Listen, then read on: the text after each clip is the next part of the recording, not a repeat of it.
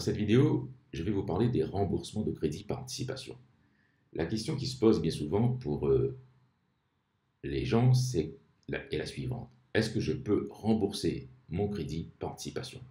En effet, vous avez des crédits à la consommation, des crédits d'équipement, des crédits immobiliers et il vous reste à un moment donné une certaine somme à payer. Et parce que vous avez eu de l'argent entre-temps, parce que vous avez joué au loto peut-être, parce que vous avez eu un héritage, ben vous vous dites finalement, j'ai de l'argent maintenant, je peux rembourser le crédit par anticipation. Et donc, je vais m'intéresser dans cette vidéo uniquement au crédit immobilier. Pourquoi?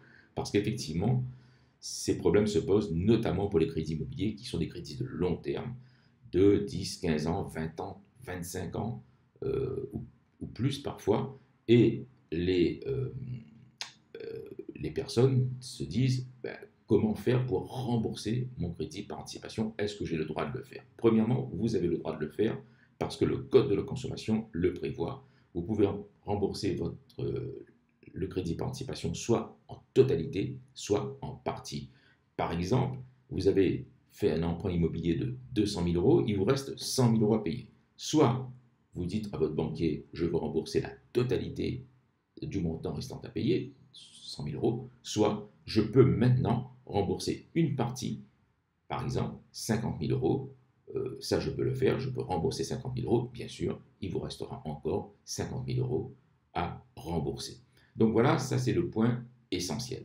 Alors, est-ce qu'il y a des étapes à respecter? Bien sûr qu'il y a des étapes à respecter. Vous devez d'abord écrire à votre banquier.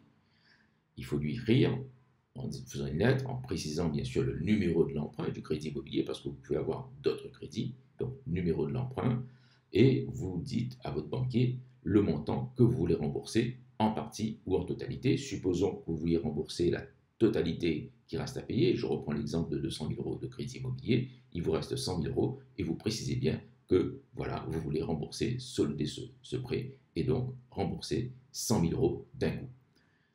Le banquier, ça c'est le deuxième point, va vous faire une estimation. Pourquoi? Parce qu'il y a des frais qui s'appliquent à des remboursements anticipés.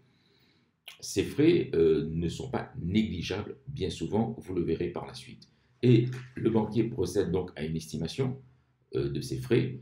Alors, ne vous inquiétez pas, depuis le 1er juillet 2016, cette estimation est gratuite, c'est-à-dire que le banquier n'a pas à vous faire payer cette estimation si vous avez fait un emprunt à partir du 1er juillet 2016.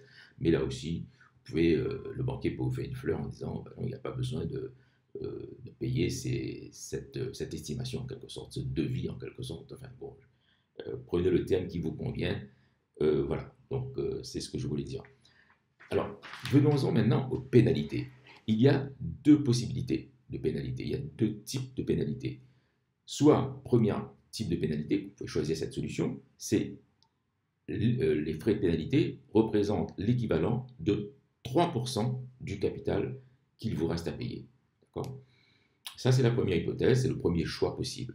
Deuxième choix possible, les frais de pénalité représentent l'équivalent de 6 mois d'intérêt sur le capital qui est remboursé par anticipation, bien sûr, et selon le taux d'intérêt moyen de l'emprunt. Voilà donc les deux possibilités que vous avez, vous choisissez bien sûr. Alors, aussi, il y a une autre possibilité, c'est que si vous êtes un très bon client de la banque, vous pouvez négocier avec votre banquier l'absence de pénalité de remboursement au cas où vous remboursez par anticipation, c'est-à-dire qu'il faut le mettre dans le contrat de crédit, voilà. Votre banquier accepte que si vous remboursez par anticipation, qu'il n'y ait pas de frais, c'est tout à fait possible là aussi. Voilà, donc c'était une vidéo de vie pratique, j'en fais quelques-unes de temps en temps. Ça vous donne un petit peu plus de culture économique et puis ça sert aussi, c'est utile pour tout le monde. J'espère que vous avez aimé cette vidéo. N'oubliez pas de la liker, de la partager, de l'enregistrer et bien évidemment de vous abonner à notre chaîne YouTube Economics. Sous la vidéo, vous avez le lien avec le guide de la dissertation économique, tout à fait fondamental.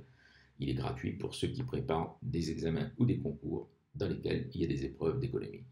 Je vous dis donc très bonne journée, bon travail, à très bientôt.